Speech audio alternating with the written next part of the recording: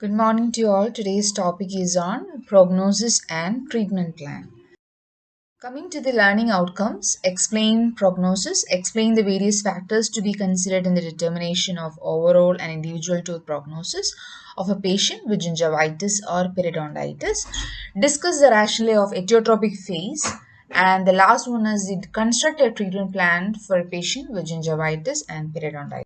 So, what is prognosis? Prognosis is a prediction of the probable course, duration, and outcome of a disease based on a general knowledge of the pathogenesis of the disease and the presence of risk factors for the disease. So, the prognosis will come after the diagnosis and it is made before the treatment plan. But the determination of prognosis is a dynamic process, that is, it should be evaluated after completion of all phases of therapy, including periodontal maintenance. Okay, so it is the prediction of probable course, duration, and outcome of a disease. So next one is that it is based on the how it is made. So it is based on the specific information about the disease and the manner in which it can be treated. It is also influenced by the clinician's previous experience with treatment outcomes. So that is depending upon that it leads to success or failure of the treatment. Okay. Then prognostic factors versus risk factors. And usually this prognosis is often confused with the term risk. So we already discussed about the risk factors and the risk assessment in the last class, and how it can be differentiated with the prognostic factors. Okay. So prognostic factors are characteristics that predict the outcome of the disease once the disease is present. Got it? And risk factors are categories that put an individual at increased risk for developing a disease. So that comes before developing a disease. Risk factors comes before developing a disease, and prognostic factors which will come after the uh, after the disease is present. Okay, so then in some cases it can be same, that is risk factors and prognostic factors are the same. For example, patients with diabetes or patients who smoke are more at risk for acquiring periodontal disease, and once they have it they will have a worse prognosis. So during this diabetes and smoking cases, there is which increases the risk of developing a disease, and also the prognosis will be worse in these cases. So coming to the grading of prognosis, so we need to grade the prognosis uh, to excellent, good, fair, poor, questionable, and hopeless. And so we can classify according to various factors. That is, prognosis classification schemes based on evaluating tooth mortality. It's being divided into excellent prognosis, good prognosis, fair prognosis, poor prognosis, and questionable prognosis. So we will go into the details of each. First one is excellent prognosis. In excellent prognosis, there will be no bone loss, excellent gingival condition, good patient cooperation, no systemic or environmental factors. So that it determines excellent prognosis. Whereas good prognosis, there is the control of etiological factors and adequate periodontal support ensure the tooth will be easy to maintain by the patient and the clinician. So there is good prognosis. So there will be disease condition, but there can this all the factors which lead to the disease can be controlled. Okay, so that is good prognosis. The next one is fair prognosis. Fair prognosis is that approximately 25% attachment loss or grade 1 furcation invasion, adequate remaining bone support, some tooth mobility, and presence of limited environmental or systemic factors. So that location of depth allow proper maintenance. So this the disease can, even though it is of disease condition, it can be maintained or it can be treated well with good patient compliance. So which gives fair prognosis. Whereas poor prognosis, there is 50% attachment loss and with grade 2 furcation invasion, that is grade 2 means the one wall will be fully be lost and with the intact of the other wall, and moderate to advanced bone loss will be there, and severe tooth mobility, and the presence of systemic or environmental factors. Location and depth of the disease condition will make maintenance possible, but it will be difficult, not like as smooth as the other case that what we explained before. Okay, there is poor prognosis, and then comes to the questionable prognosis, that if it is there is greater than 50% of attachment loss is present with poor crown to root ratio, poor root form, class 2 furcations. That is with the location and depth makes access difficult. That is with root proximities or the root trunk distance, so which makes it difficult. The maintenance will be difficult, or class 3 furcation involvement is there.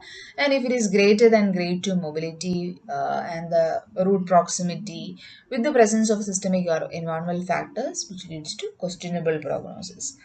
And the last one is the hopeless prognosis, that inadequate attachment to maintain health. There is less than one third of the bone is left, and advanced bone loss. That is what it is. Advanced bone loss present, non-maintainable areas, and extraction is indicated. So presence of uncontrolled systemic or environmental factors. So it is lead to hopeless prognosis. So good, fair, and hopeless prognosis in this classification system can be established with a reasonable degree of accuracy.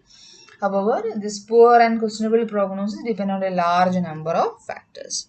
So this is how it's been classified into different prognosis level on various factors. So coming to the prognosis based on the probability, the other one it was based on tooth mortality. This classification is based on the probability of obtaining stability of the periodontal supporting apparatus. So it is determining or it's evaluating. It's based on the stability, how we can achieve the stability even after the treatment. That is what it is leading to. There is favorable prognosis. The first one is that comprehensive periodontal treatment and maintenance will stabilize the status of the tooth, and future loss of periodontal support is unlikely. So this periodontal maintenance can be this treatment and the maintenance will lead to the stability of the tooth. That is what it determines. It is favorable prognosis. So especially this scheme is made based on the probability of disease progression as related local and systemic factors. So next, coming to the questionable prognosis. Questionable prognosis, that is local or systemic factors influencing the periodontal status of the tooth, may or may not be controllable. If controlled, this can be stabilized, but if not, then future periodontal breakdown may occur. So that is a questionable one.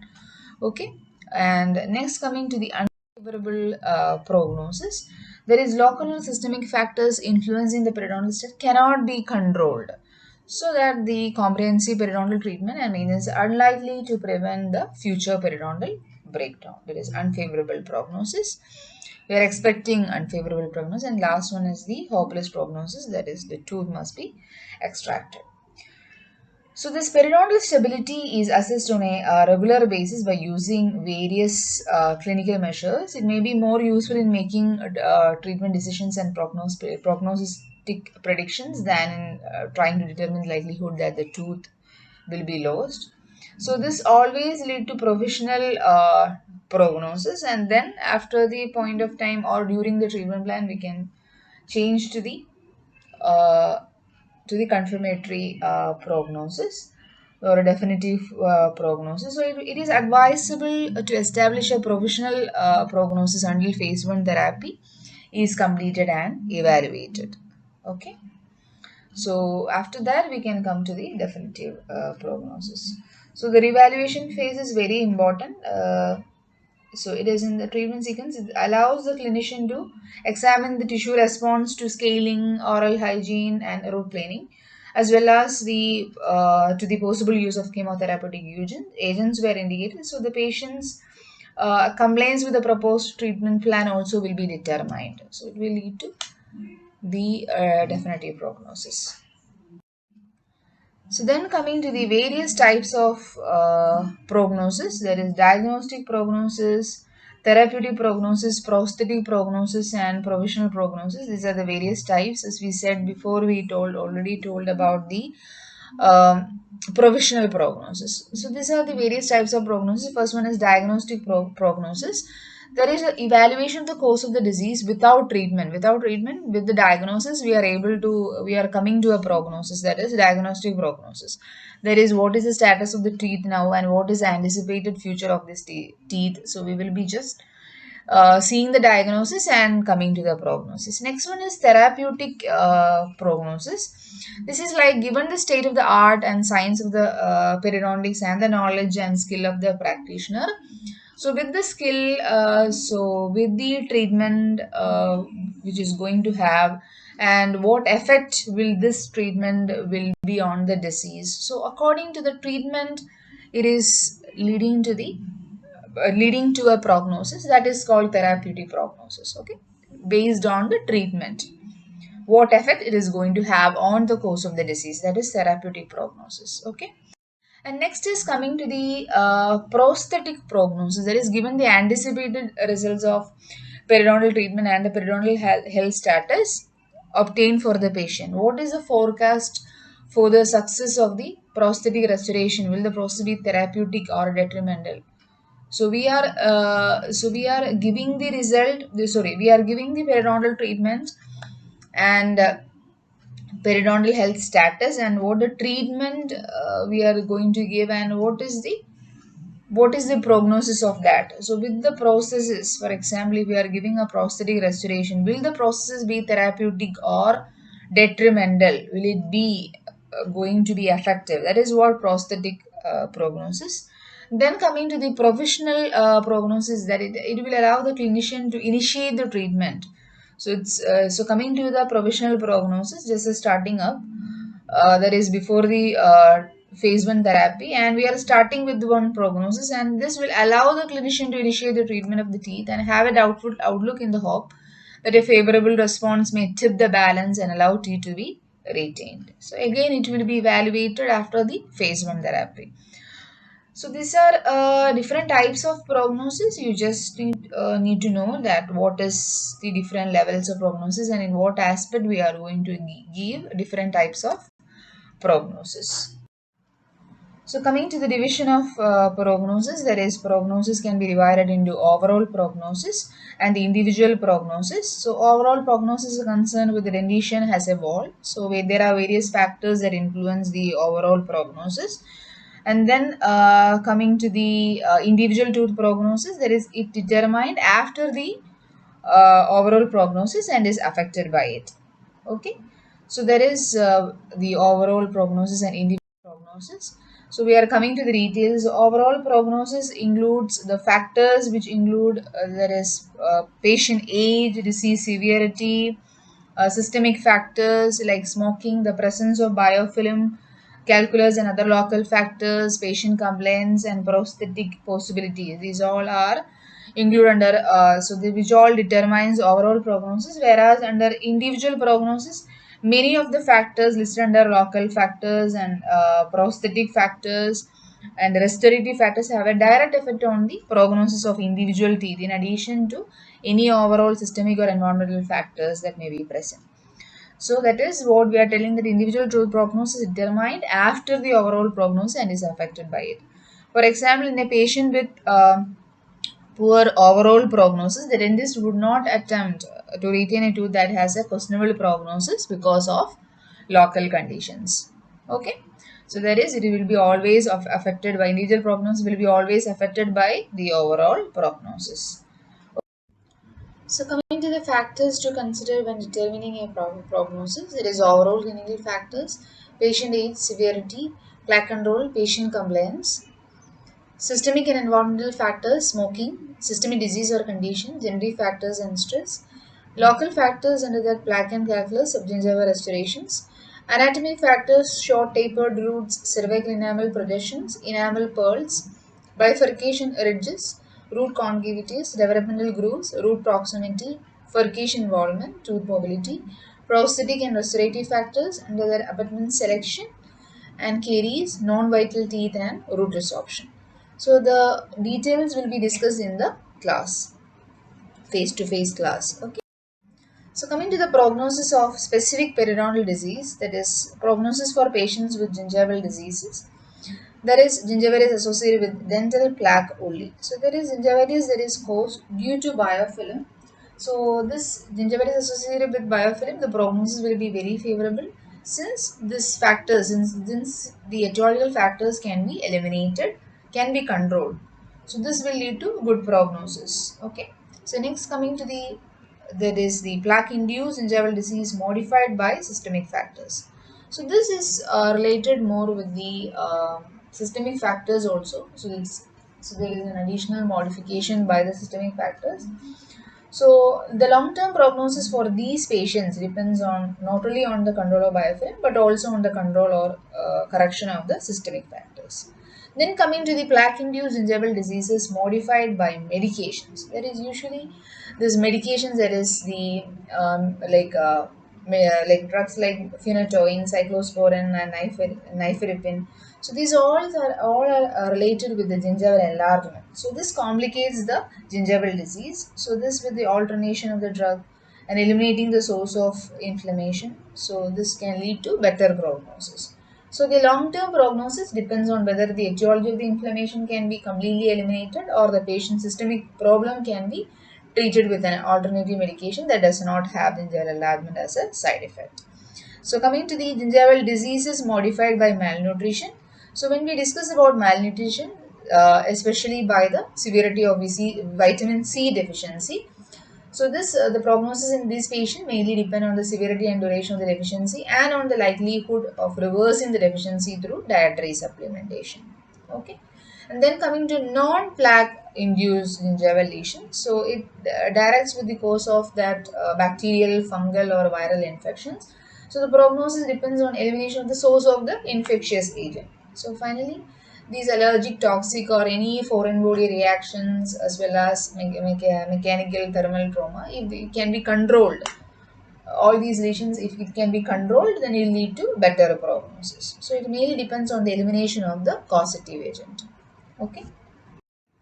So coming to the prognosis of patients with periodontitis. So first it is coming about the chronic periodontitis. As you know, chronic periodontitis, it is a slowly progressing disease with well-known environmental factors. It can be localized or generalized. So this in this case it will be very slow as it is very slowly progressing. The attachment loss and the bone loss are not advanced. In some cases, if it is not advanced, that means slight to moderate periodontitis, definitely the prognosis will be favorable. So provided that the inflammation can be controlled through oral hygiene and the removal of local biofilm retentive factors. So whereas in patients with more severe disease, for example, if there is furcation involvement and tooth mobility, along with non-patient like patient non-compliance with oral hygiene practices, then it will be the prognosis will be questionable or unfavorable. Okay. So then coming to the aggressive periodontitis, as you know, that is aggressive type of nature with rapid attachment loss and bond destruction, and there will be a familial aggregation, and there is more prevalence of aggregative bacteria actinomycetin comitans. So these patients will have, definitely they will have phagocyte abnormalities and hyperresponsiveness of monocytes to LPS. So these all will create an unfavorable prognosis definitely. But with localized aggressive periodontitis, usually occurs around the age of puberty, and the patient often exhibits a serum antibody response to infective agents, which contribute to the localization of lesions. Even though it is like that, also like when if it is diagnosed early, these cases can be treated conservatively with oral hygiene instruction and systemic antibiotic therapy. But with more advanced cases like generalized aggressive periodontitis, there is if the lesions are treated with debridement, local antibiotics and regenerative therapy, the prognosis can be favorable. So that is secondly, if the contributing factors are there, if there is any cigarette smoking or other systemic factors, they are also influencing the disease condition. Then there can be cases like that does not respond to well to conventional therapy. So in these cases, it can have a questionable or unfavorable prognosis. Okay. Then coming to the periodontitis as a manifestation of systemic diseases like, for example, hematological disorders or genetic disorders. So, although the primary etiological factor is bacterial plaque, all these systemic diseases can alter the ability of the host to respond to the microbial challenge. So then it's mainly depends upon the severity of the disease, how it can be controlled. If there is any early detection, then if there is any like early intervention interventions, then the prognosis can be favorable. Otherwise, the prognosis in these cases will be questionable or unfavorable. And also to like more to add, genetic disorders also are also there. So this can also can have effect on the development of periodontitis. Okay, so there will be questionable or unfavorable prognosis can be expected all these cases. Then coming to the necrotizing periodontal disease, that is NUG or NUP, that is necrotizing ulcerative gingivitis or necrotizing ulcerative periodontitis. So in NUG, the primary predisposing factor is bacterial plaque, and this disease is usually complicated by the presence of secondary factors such as acute psychological stress, tobacco smoking, or poor nutrition. So therefore, superimposition of these factors on previous gingivitis will always lead to a painful necrotic lesions of type of NAC. So with the control of all these factors and the secondary factors, this prognosis can be favorable. Okay, so can be favorable, but the however the tissue destruction in these cases is not reversible. Okay, and the poor control of the secondary factors make these patients susceptible to the recurrence of the disease. So with the repeated episodes of the NUG, it can make this prognosis very worsen and may worsen to questionable. Okay. So the clinical presentation of this NUP will be similar to NUG, except that the necrosis extends from gingiva into the periodontal ligament and alveolar bone, and the progression may have resulted from multiple episodes of NUG or the necrotizing disease. So in these patients, prognosis depends on alleviating the biofilm and the secondary factors associated with NUG. So many patients presenting with NAP are immunocompromised by systemic conditions such as HIV. So in these patients, prognosis depends only on reducing the local and secondary factors. Not only on these local and secondary factors, but also with the systemic problem also. Okay, hope you understood like various diseases and their prognosis. Coming to the determination and reassessment of prognosis. So, all time the determination of prognosis of a tooth requires a careful and thorough assessment of the presence of disease. So, that is important. So, prognosis is based on accurate diagnosis. Always, this accurate diagnosis means makes accurate prognosis. So the treatment decisions will be made based on the prognosis, and the treatment decisions are made to improve prognosis. So first we will be making the provisional prognosis, and after phase one therapy, again we will be reevaluating, and so the treatment always should aim at improving the prognosis, not to satisfy the provisional prognosis. So the diagnosis and prognosis will change the treatment. So that is about determination and reassessment of prognosis. Uh, so when we come to the key to success, so if it is given in a pyramid shape, the base will be with evaluation, and this makes the diagnosis. And this diagnosis, the proper diagnosis will make a prognosis, and a better prognosis will lead to a better treatment planning. So that is the key to success. So coming to the treatment plan.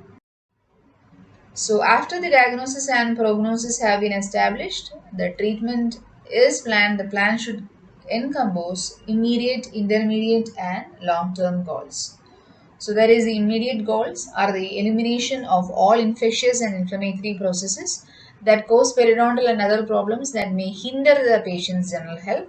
Coming to the intermediate goals are the reconstruction of a healthy dentition that not only fulfills all functional and aesthetic requirements but lasts many years. Then coming to the long-term goal, this is what we always aiming at. That is the maintenance of health through prevention and professional supporting therapy. So there is a long-term goal. So what is the treatment plan? So if we want to tell about the definition, the treatment plan is the blueprint for case management. It includes all procedures required for the establishment and maintenance of oral health, so which involves decisions regarding the following. There is emergency treatment, removal of non-functional and diseased teeth, and possibly strategic extraction of healthy teeth to facilitate the prosthetic reconstruction of the patient. Treatment of periodontal diseases, it can be either surgical or non-surgical or resective or regenerative therapy. It can be endodontic therapy. It can be necessary or intentional in an intentional caries removal and placement of temporary and final restorations, occlusal adjustment and orthodontic therapy, replacement of missing teeth with removal or fixed processes or dental implants, and aesthetic demands and the sequence of therapy. So the decisions, treatment decisions are made with diagnosis and prognosis of the individual teeth and the overall dentition in mind. Okay.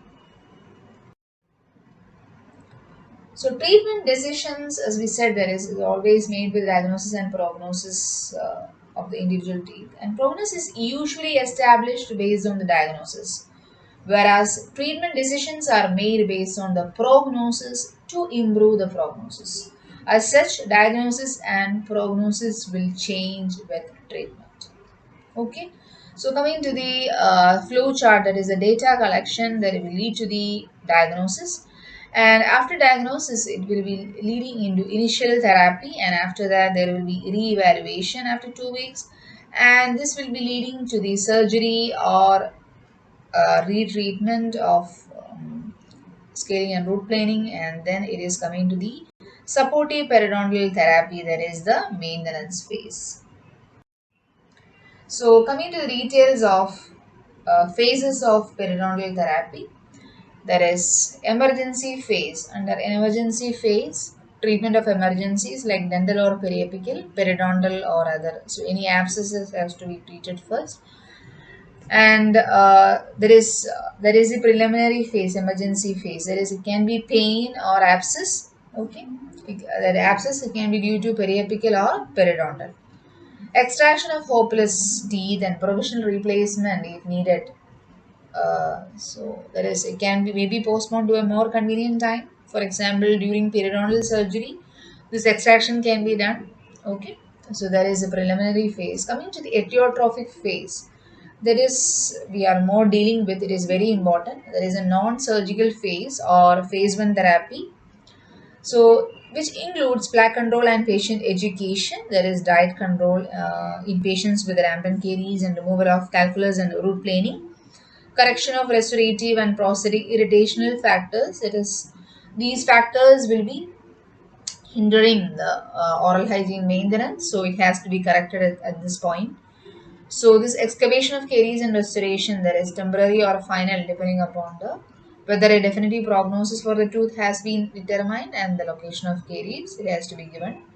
And coming to the antimicrobial therapy, like with local or a systemic uh, therapy should be given.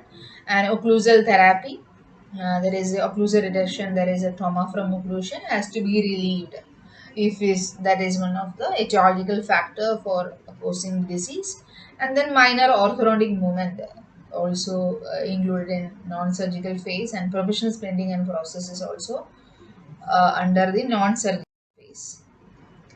So then coming to the re-evaluation, there is evaluation of response to non-surgical phase, that is rechecking pocket depth and gingival inflammation. There is all the factors, all the etiotrophic factors should be re-evaluated during this re-evaluation period.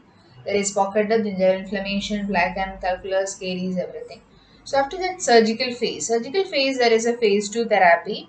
that is which includes all the periodontal surgeries, including like regenerative restorative therapy or replacement of implants or endodontic therapy. Everything comes in surgical phase. Then coming to the restorative phase, that is phase 3, that is final restorations, um, the permanent restorations, fixed and removable prosthodontic appliances, evaluation of response to restorative procedures, and periodontal examination. Then coming to maintenance phase, there is phase 4 therapy, periodontal rechecking. That is under maintenance phase. This so every time we will be periodically checking for the deposits and all the gingival condition, occlusion, tooth mobility, and other pathological condition. So coming to the periodontal treatment sequence, so we have already discussed all the factors. So coming to the details of each, there is periodontal evaluation. So what all things to be noted that under each, that is patient education, which includes clinical findings, disease status, disease pathogenesis and prevention, personalized oral hygiene instructions, reduction of systemic and environmental risk factors, that is physician consultation, smoking cessation, periodontal treatment plan, under that oral hygiene assessment and education, non-surgical therapy, periodontal evaluation, and periodontal supportive maintenance. So under non-surgical therapy, as we discussed, there is all the non-surgical therapies.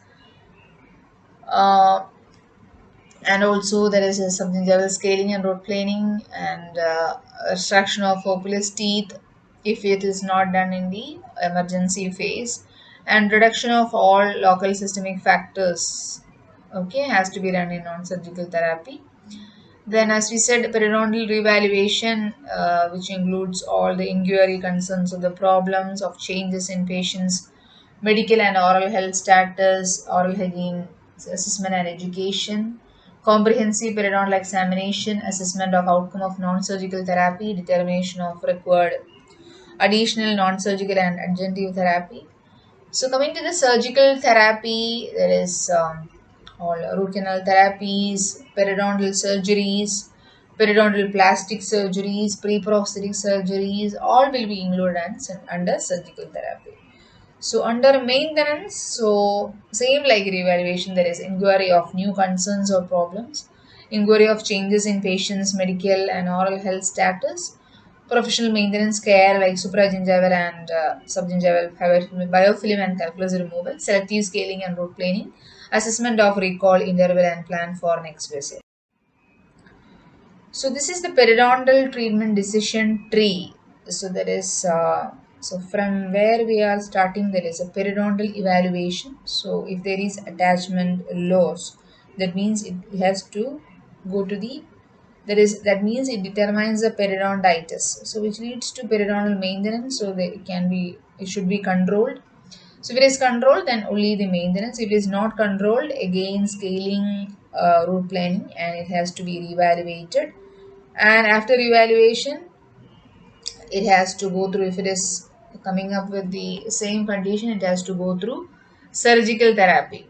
Okay, if there is unresolved pockets, if it is excellent hygiene, disease resolved, then periodontal maintenance.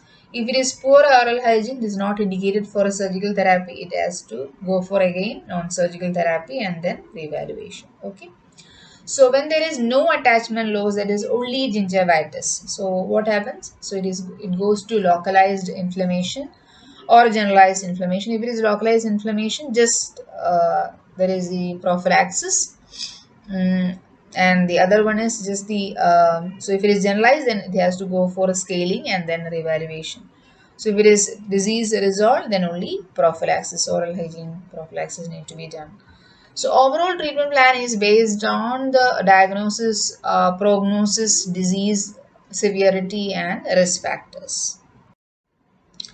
So this is the preferred sequence of therapy. This is very important. That is, this is a usually asked question. So which is the preferred sequence of therapy? So we have discussed all the phases of treatment. What are the treatments under each phases? So then coming to the preferred sequence, there is the emergency phase, then leading to non-surgical phase, then maintenance phase. Under maintenance phase, it can be surgical phase or restorative phase. Okay. So there is a sample treatment timeline that is following non-surgical therapy. If patient is placed on periodontal maintenance at regular intervals, surgical and restorative treatments are scheduled between the periodontal recalls. So there is a periodontal evaluation and the non-surgical periodontal therapy. So after that, caries control and again coming to the periodontal evaluation. And if there is persistent pocket and inflammation, it can lead to surgical therapy. And after surgical therapy, it is coming to the reevaluation, and then if it is resolved, then coming to the maintenance phase. So if it is not maintained, then is again surgical therapy, and then it is coming to the restorative dentistry. And if it is, then it is again coming under reevaluation, and then under evaluation, so it is coming at regular intervals, recall and follow up. So that's all about the treatment plan and the prognosis. So we will be discussing more in the face to face class. So thank you.